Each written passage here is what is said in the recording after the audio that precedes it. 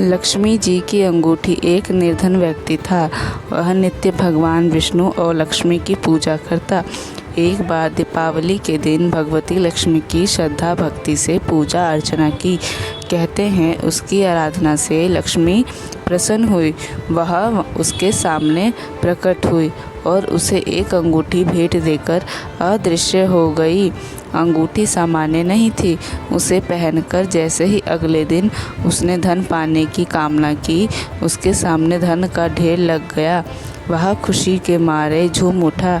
इसी बीच उसे भूख लगी तो मन में अच्छे पकवान खाने की इच्छा हुई।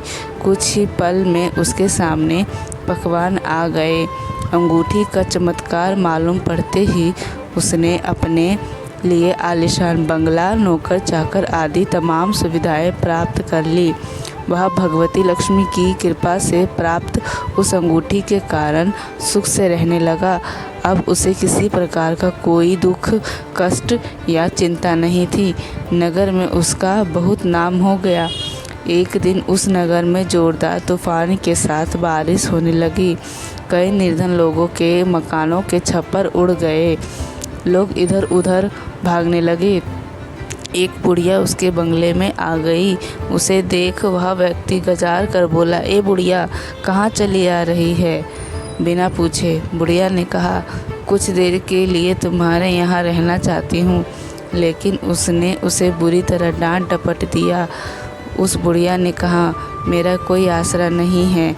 इतनी तेज़ बारिश में मैं कहाँ जाऊँगी? थोड़ी ही देर की तो बात है। लेकिन उसकी किसी भी बात का असर उस व्यक्ति पर नहीं पड़ा।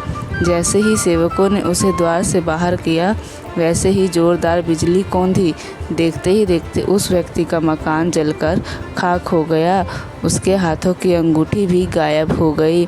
सारा वैभव पल भर में राख के ढेर में बदल गया। उसने आँख खोलकर जब देखा तो सामने लक्ष्मी जी थी, जो बुढ़िया कुछ देर पहले उसके सामने दीनहीन होकर गिड़गिड़ा रही थी, वही अब लक्ष्मी जी के रूप में उसके सामने मंद मंद मुस्कुरा रही थी।